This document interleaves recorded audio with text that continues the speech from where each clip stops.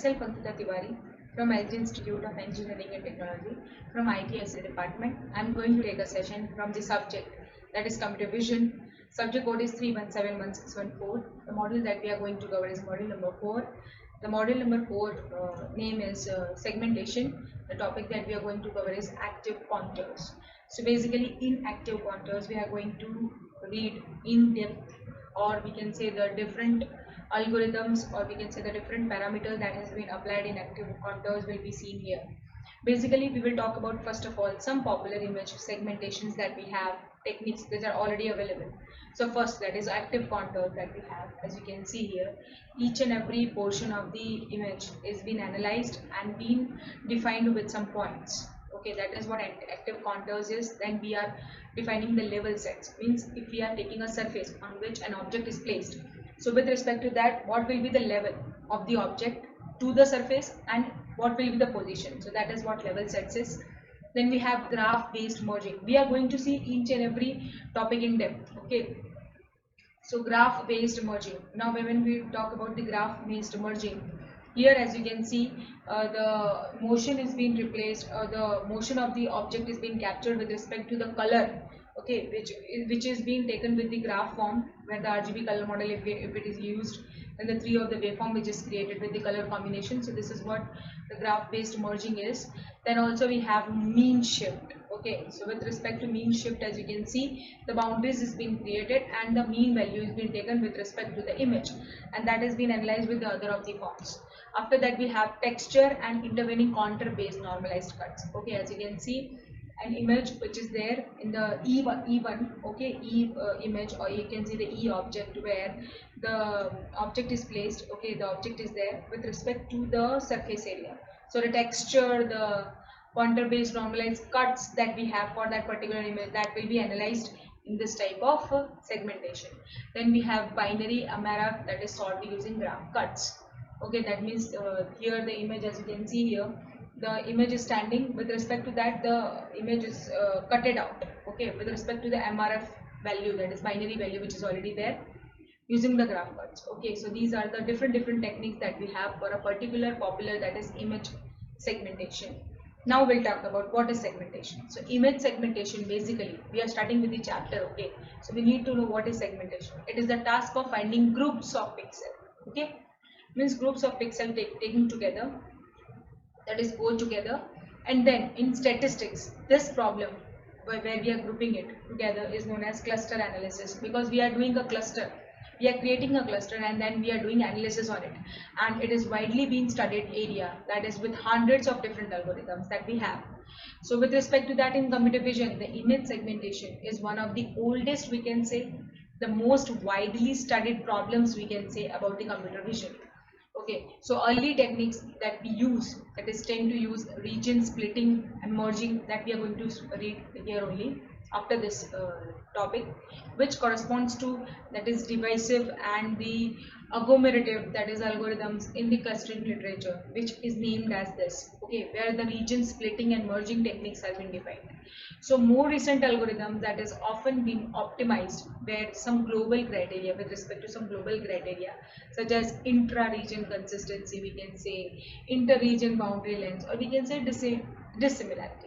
So basically we have so many criteria as well whenever we are defining any of the algorithms that is optimizing some global criteria. Okay, so with respect to that, while lines we can note it on, that is vanishing points that we have already studied, and the rectangles basically are the common places in the man-made world where the man has been created it. The curves with respect to the corresponding, that is to object boundaries, the curves which are defined with the boundaries are even more common, that is especially in the natural environment, because we cannot predict what will be the curve with respect to the object, with respect to the image, with respect to the background and the foreground details. Okay, so the first origin that is been defined in the active contours is called snakes, that is by its inventors, and it is an energy minimizing, that is two-dimensional spline curve. We have two types of curve, spline curves, that is we can say B-spline curves and Bezier curves. Okay, so spline curves is an curve area where interpolation of the different points has been taken, that is evolves, that moves towards the image features such as strong edges. So basically it is dealing with the strong edges portion of the object itself. Now with respect to that, the second we can say we have for that active contours is the intelligent scissors. Okay, that will allow the user to sketch in real time, that is a curve that clings to object, that is boundaries. So we have another type of active contours is the scissors. First type is the snakes, and the third that we have, that is finally we have, that is level set techniques. I have already shown you one diagram of level setting, okay, with respect to the object, with respect to the surface, setting the level of an object. So level set techniques are also there, that will evolve, that we can say the curve as the zero set of a characteristic function, which will allow them to easily change topologies and incorporate region-based statistics. So basically we have all these three. As we can see, these are the examples of active contours. The first technique that we have studied right now, only we have been knowing it, snakes, then scissors, and then we have this third one. Okay, so starting with the first one, that is snakes. Snakes are, we can say, it is a two-dimensional generalization of a 1D energy minimizing what spin curves that was first introduced. That was in with an equation of EINT, which is equals to integration of A of S with the modulus of f of s with the modulus whole square plus beta of s with the modulus of the f of double s of s whole square ds. Okay, so where we can say s is the arc length, okay, along the curve which is already defined, that is fs is equals to x of s comma y of s. Here we will talk about the function of s, that means it will be the 2 point, that is x and y, with respect to s, okay, that is arc length.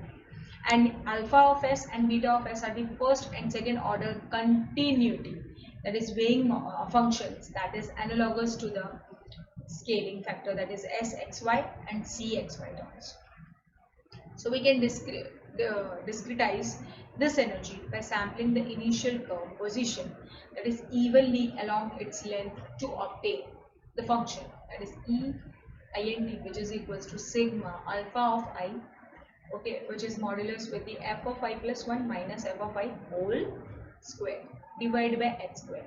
This is the first function that we have, plus beta of I, because alpha of I we will define the second parameter as well, that is beta of I with respect to modulus f of I plus 1 minus 2 f of I plus f of I minus 1 whole square modulus of whole square, which is divided by h raised to 4, because first derivative h square, second derivative h raised to 4. So these are the two of the positions of the curve as well, we can say, whenever we want to discretize this energy by sampling the initial curve position. So where h is the step size, we can say, where which can be neglected if we resample the curve along its arc length, that is after each iteration.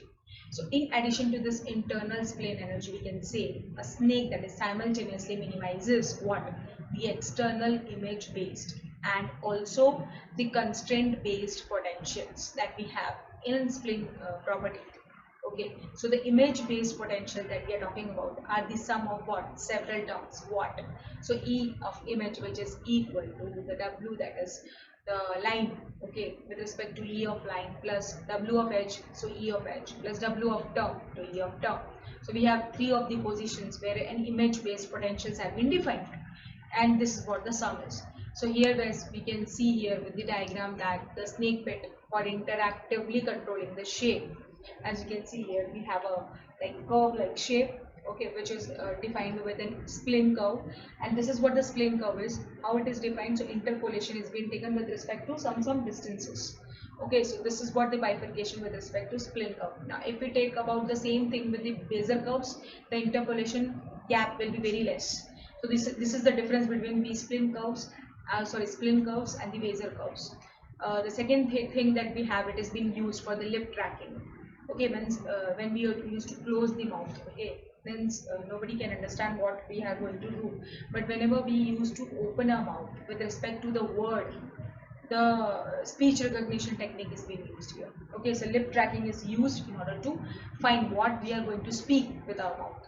So this is what the technique is with respect to snake, where it is used, where the line term that I have talked about attracts the snake that is to dark the ridges that we have, the edge term that will attract to strong gradient, that is edges, and the term, that is term, will attract it to the line terminations. So these are the three of the forms that we need to keep in mind whenever we are doing this things. In practice, most systems that is only use the edge term, which can either be directly proportional to the image gradients, where we can see E of edge is equals to sigma of I minus delta of I f of I whole square. Okay, so this is what the E edge is, or to a smooth version of the image Laplacian, where E edge is equals to sigma, which is minus of G of Gaussian, that is tau, that is star of delta square I, and which is into with f of I whole square. So this is what the thing is whenever we are talking about this thing. People also sometimes attract edges and then use a distance map to the edges as an attractive, that is we can say alternative solution to these two originally proposed potentials. So in interactive applications, a variety of user placed constraints can also be added. That is example, we can say attractive, that is forces towards anchor points, that is d of I. So that will be defined with respect to the constraint, that is spring, that is E of spring, which is also known as forces, which is equals to K of I with respect to the modulus f of I minus d of I whole square. Now, as well as the repulsive, that is 1 by r value is there, which is already been saved as spring forces. Now here it has been defined as volcano forces, where we will be showing you in the figure A. As the snakes evolving by minimizing their energy, they often wingle, or we can say slither, which accounts for their popular name. So here the figure B will be showing the snake that is being used to drag a person's slip, that we have already seen. Now variants on the snake that we have, elastic net. An interesting variant on snake that is first proposed by, that is Dubin and Wilshaw, and that has been later been reformulated, okay, in an energy minimizing framework by Dubin, Ciesielski and Yuli, which is already being said as an elastic net formulation of the traveling salesman problem, that is TSP.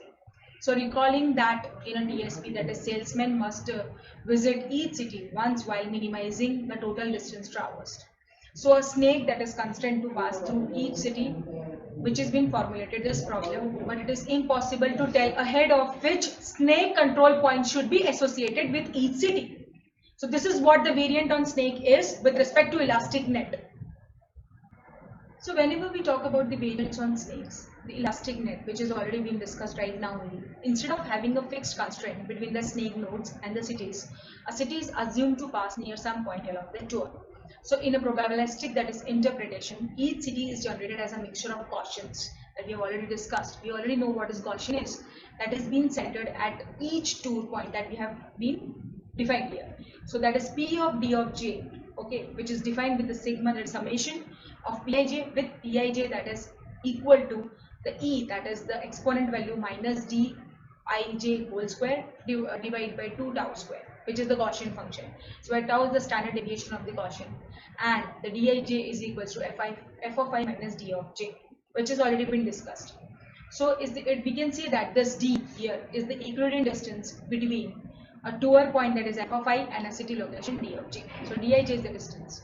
Now with respect to that, the corresponding data feeding energy, which we can say as a negative log likelihood, is defined with E of slippery, which is defined by the minus, that is sigma log of P, that is d of j, which is equal to sigma of log E of f of I minus d of j whole square divided by, that is 2 tau square. So this is what the equation with respect to E. Okay, now this energy which is derived here, it's named from the fact that unlike a regular spring, we can say which couples a given snake point to a given constraint.